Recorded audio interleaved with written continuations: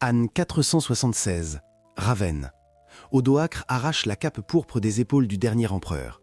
Le tissu se déchire dans un bruit sec. Dans l'air flotte une odeur épaisse de corps non lavés, de fumée et de vin bon marché. À cet instant, l'humanité n'a pas seulement changé de dirigeant. Elle vient d'appuyer sur pause pour 1000 ans. Le secret du béton est oublié. Les aqueducs sont à sec. La machine à vapeur est jetée comme un déchet. L'Europe a choisi de pourrir dans la boue et la peste plutôt que de progresser. Mais que se serait-il passé si les légions avaient tenu bon? Aucune magie, juste de l'acier, de la vapeur et la logique impitoyable de l'Empire. Bienvenue dans le Romukonk. L'histoire déteste le mot « si », mais la logique, elle, exige du sang. À cause d'une seule défaillance du système, nous avons perdu 1000 ans de développement. Aujourd'hui, nous allons percer cet abcès. Nous répondrons à 3 questions fondamentales. Premièrement, pourquoi le progrès s'est-il arrêté? Et comment sortir du piège économique où un esclave coûte moins cher que du charbon? Deuxièmement, qu'avons-nous perdu exactement? Du béton éternel à la chirurgie sans gangrène. Troisièmement, à quoi aurait ressemblé ce monde? Des trirèmes à vapeur dans l'Atlantique et un télégraphe optique reliant Londinium à l'Égypte. Oubliez les cyborgs en toge. Nous n'écrivons pas de la fantaisie. Nous allons raisonner comme des ingénieurs, de manière dure, cynique et factuelle. Alexandrie, 1er siècle de notre ère. Dans un atelier étouffant, l'air sent le bronze chauffé à blanc et l'huile d'olive. Sur une table, crachant de la vapeur, une sphère métallique tourne avec un sifflement strident. C'est l'éolipile d'Héron. Pas de la magie, de la physique pure. Mais pour les Romains, ce n'est pas un moteur de progrès, c'est un tour de cirque. Tout au plus, un gadget pour ouvrir automatiquement les lourdes portes d'un temple et effrayer les vieilles femmes superstitieuses. Une technologie capable de lancer des usines 1700 ans plus tôt servait de portier automatique. Mais pourquoi cette sphère n'est-elle pas devenue un moteur? Parce que le génie était requis ailleurs. Il fallait croiser l'énergie de la vapeur avec la force brute de la pompe à piston, qui servait déjà à lutter contre les incendies à Rome. Toutes les pièces du puzzle étaient sur la table depuis des siècles. Il ne manquait qu'une chose, l'étau économique. La réponse ne se trouve pas dans les cerveaux, mais dans les livres de comptes. Descendez dans les mines d'argent d'Hispanie. Faites la connaissance de Lucius. Il a 20 ans et c'est déjà un vieillard. Plongé jusqu'à la taille dans une eau glacée, il évacue la boue à coups de seau avec des milliers d'autres comme lui. Une puanteur de corps sale, le cliquetis des chaînes et le craquement des os qui se brisent. C'est le carburant de l'Empire. Pourquoi un patricien dépenserait une fortune pour un mécanisme complexe et capricieux et engagerait-il un ingénieur coûteux s'il peut acheter une centaine de prisonniers d'as pour le même prix? Un esclave n'a pas besoin de pièces de rechange. S'il se casse, on le jette et on en achète un nouveau. Lucius n'atteindra même pas 30 ans. Mais imaginez que le robinet se ferme. Point de bifurcation. Les conquêtes s'arrêtent. L'afflux d'esclaves frais depuis les frontières se tarit. Le prix de la marchandise vivante explose. Le propriétaire de la mine consulte ses comptes et comprend. Il est ruiné. Il n'y a plus d'hommes. L'eau monte. Et c'est alors, par désespoir, qu'il souffle la poussière sur les plans d'Héron. Non pas pour la science, mais pour sauver sa peau. L'étau économique le force à transformer ce jouet en un monstre rugissant qui pompe l'eau. C'est exactement ainsi, par la crise et les pertes, que naît la véritable industrie. Les premières machines à vapeur sont des monstres sales, pâteaux, enchaînés au sol. Elles ne transportent pas de belles dames en chapeau, elles font le sale boulot. Imaginez l'an 800. À la place des moulins à eau sur les rives du Rhin, se dressent des boîtes de briques noircies par la suie. À l'intérieur, un vacarme infernal. Des pistons de la taille d'un tonneau enfoncent rythmiquement des pieux et font tourner des meules. L'air des Provences ne sent plus le fumier, mais la suie de charbon. Les ingénieurs romains comprennent vite. Si cette chose peut faire tourner un arbre, elle peut aussi faire tourner des roues. Et c'est là que l'histoire exécute une pirouette élégante. L'Empire n'a pas besoin de construire son infrastructure à partir de zéro. Elle est déjà parfaite. Les routes romaines sont un millefeuille d'ingénierie, capable de supporter une colonne de chars. Au début, ils ne gaspillent pas le fer coûteux. Les premières voies sont ce qu'on appelle des rathways, des chemins de pierre utilisés depuis des siècles dans les mines. C'est seulement plus tard, lorsque le charbon de Bretagne aura fait tourner les hauts fourneaux, qu'elles seront remplacées par des rails en fonte. Ironie du sort, l'écartement moderne de nos voies, 1435 mm, est la copie exacte de celui d'un char de guerre romain. Vers l'an 1000, sur la ligne Rome-Ostie, on inaugure l'Augustus, un monstre riveté de bronze et de fer qui crache des étincelles. Un trajet qui prenait une journée entière dure désormais 1 heure. Et sur le marchepied de ce monstre se tient un autre Lucius, un descendant de cet esclave de la mine. Il ne manie pas la pioche, il jette du charbon dans la chaudière. Il est libre, mais la chaîne qui retenait son ancêtre est juste devenue plus longue. Le principal client de cette nouvelle technologie n'est pas le marchand, mais la Légion. Le chemin de fer anéantit la plus grande faiblesse de Rome, sa lenteur. Le transfert d'une armée de la pluvieuse Bretagne aux sables d'Égypte ne prend plus des mois, mais une semaine. Les soldats ne descendent pas des wagons comme des mules épuisées, mais comme des chiens de guerre frais, repus et furieux. Toute révolte est désormais synonyme de mort certaine. Les barbares aiguisent à peine leurs haches qu'à l'horizon on voit déjà fumer un convoi de la garde prétorienne. Le chemin de fer serre les provinces avec des cercles d'acier. Entrez dans le Panthéon. Sa coupole flotte au-dessus de votre tête depuis près de 2000 ans, sans armature. Le secret, l'opus caementicium. Un mélange de cendres volcaniques, de chaux et d'eau de mer qui se solidifie avec chaque année qui passe. Nous avons perdu cette recette. Dans notre histoire alternative, elle a évolué. Vers l'an 1200, grâce à l'acier bon marché, les architectes romains croisent ce béton éternel avec une armature en fer. Rome s'élance vers le ciel. Les insulae, ces immeubles ruches de l'Antiquité qui s'effondraient sous leur propre poids, s'élèvent maintenant jusqu'à 20 étages. La famille de notre Lucius ne vit plus dans une masure, mais au 18e étage d'une de ces ruches. Imaginez cet horizon. Des gratte-ciels de béton gris et de bronze noirci cachent le soleil. Les rues se transforment en canyons profonds. Ce n'est pas la cité radieuse du futur, c'est une métropole sombre et oppressante de 3 millions d'âmes. Mais c'est dans cette promiscuité que naît la magie. Les idées ne voyagent plus pendant des mois, elles volent par-dessus le comptoir d'un bar. L'effet Silicon Valley multiplié par la brutalité de l'Antiquité. Mais cette fourmilière a un ennemi redoutable, la saleté. Le Moyen-Âge sentait la merde, littéralement. Mais Rome se souvenait, on ne fait pas ses besoins là où l'on mange. Dans le monde du Rome punk, la cloaca maxima est l'intestin de la métropole, digérant les déchets de millions de personnes. Les aqueducs livrent des quantités industrielles d'eau. Les termes publics ne sont pas des spas, mais une procédure civique obligatoire. Le centurion de la police sanitaire ne vous met pas une amende pour des ordures sur le pas de votre porte, il vous frappe les reins à coups de gourdin. L'hygiène est imposée par le fer. Et voici que survient l'an 1347, l'année de l'Apocalypse. Dans le port de Messine, un navire accoste avec des rats porteurs de la peste. Dans l'histoire réelle, c'est le début de la peste noire, qui anéantira un tiers de l'Europe. Mais la peste se fiche du marbre et des bains. Peu importe où vous vous lavez, si un navire infecté entre au port.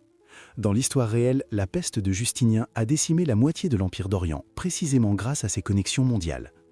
Mais notre Rome alternative possède une arme plus puissante que le savon, une bureaucratie impitoyable et des légions. L'épidémie est localisée dans le quartier du port. Aucune pitié. Un cordon de sécurité bloque les rues et le quartier est incendié avec ses habitants, pour le bien commun. Cruel ? Oui. Mais dans l'arithmétique romaine de la survie, sacrifier une ville pour en sauver 10 est un marché rentable. Les conséquences sont colossales. L'Europe ne se vide pas. Vers l'an 1500, sa population a triplé. L'Europe grouille de monde. La masse critique de cerveau atteint son apogée. Le monde est prêt pour le saut numérique, mais sans électricité. L'information n'est qu'un signal.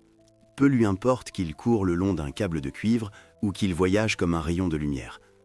Vers l'an 1000, tout l'empire est couvert d'un réseau de hautes tours. Sur chacune, un système de miroirs pivotants et de lentilles. C'est le télégraphe optique. Le jour, des reflets de soleil, la nuit, de puissants projecteurs. Un opérateur à londinium tire des leviers. Flash, pause, flash.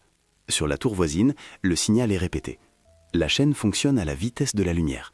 Les cours du blé égyptien arrivent à la bourse de Rome en 1 heure. Et maintenant, imaginez, la nuit, une tour à la frontière avec la Germanie. Notre Lucius, descendant du chauffeur, regarde dans une longue vue. Silence. Soudain, un flash depuis la tour voisine. Il commence à noter le code. P, R, I, N, C. L'empereur est mort. Son cœur bat à tout rompre. Lui, un simple signaleur, a 30 secondes. Transmettre le signal et déclencher une guerre de succession, se taire et être exécuté pour trahison. Voilà le vrai pouvoir de l'information. Et la vraie peur. Oubliez Colombe. Rome ne joue pas à la loterie. Vers l'an 1400, l'Atlantique n'est plus la mer des ténèbres. La trirème à vapeur avance plein cap avec l'obstination d'un rhinocéros. La traversée de l'océan prend 3 semaines. Quand le Nouveau Monde apparaît à l'horizon, c'est un corps expéditionnaire qui arrive.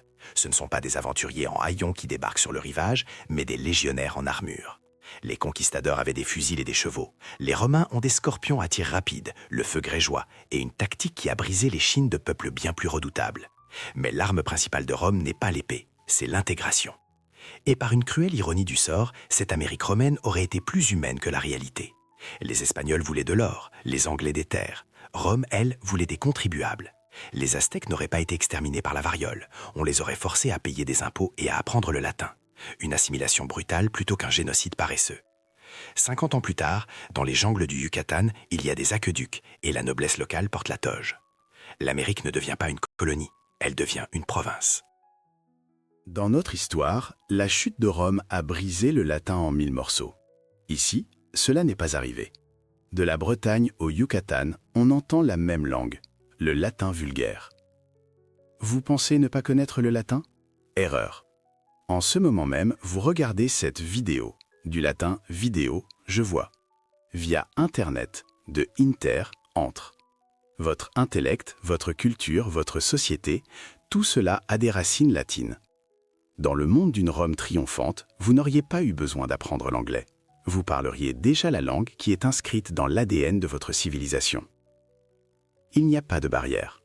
Un légionnaire de Germanie en Égypte ne se sent pas étranger. Le monde devient sans couture. Le nationalisme n'existe pas car les nations n'existent pas. Il n'y a qu'une seule identité. Tivis Romanus sum. Je suis citoyen romain. C'est le mot de passe. Rome se fiche de votre génétique. Si tu paies tes impôts, que tu respectes les lois et que tu parles latin, tu es des nôtres. La mondialisation est arrivée avec 500 ans d'avance. Le monde est devenu immense, efficace et effroyablement uniforme. Retirons nos lunettes roses. Une Rome technologiquement avancée, c'est un camp de concentration avec une très bonne logistique. Dans notre histoire, il y a eu la Renaissance, l'humanisme, les droits de l'individu. Dans le monde de la Rome éternelle, il n'y a pas eu de Renaissance. Pourquoi faire renaître quelque chose si l'Empire n'est jamais mort? Vous avez la machine à vapeur et la médecine, mais le prix, c'est votre âme. Ici, la technologie ne libère pas, elle resserre le nœud coulant. Le télégraphe optique est un outil de contrôle total. Dans chaque maison, dans chaque rue, une mosaïque représente un œil.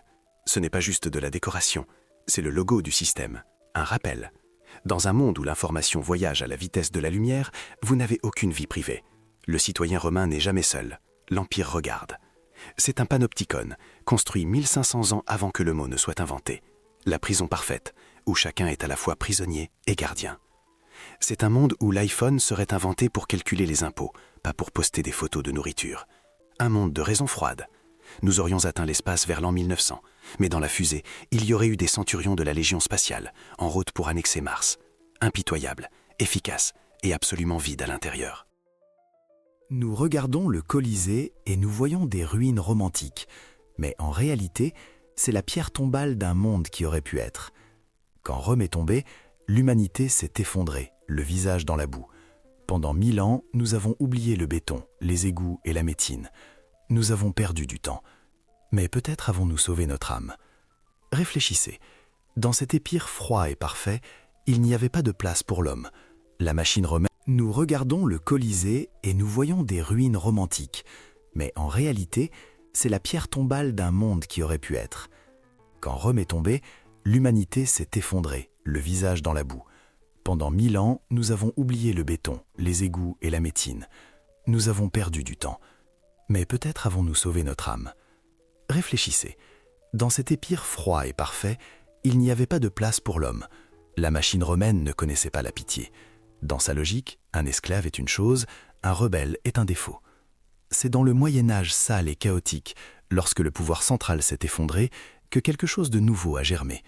Dans la lutte entre les barons, les rois et l'Église, une fissure est apparue, par laquelle la liberté s'est glissée. C'est de ce chaos que sont nés les droits de l'homme, l'humanisme et la valeur de l'individu. Nous avons traversé une crise de 1000 ans pour apprendre à dire non au système. Si Rome avait tenu, nos vaisseaux spatiaux sillonneraient déjà la galaxie, mais ce seraient des vaisseaux avec des esclaves aux réacteurs. Nous aurions colonisé Mars, mais nous y aurions apporté les combats de gladiateurs et les crucifixions. L'histoire vous pose donc une dernière question, la plus dérangeante de toutes. Où préféreriez-vous vous réveiller demain? Dans un monde sale, dangereux, imparfait, où vous avez le droit de vous exprimer, ou dans une Rome brillante, rassasiée, éternelle, où vous avez des toilettes chaudes, mais où votre vie appartient à l'empereur?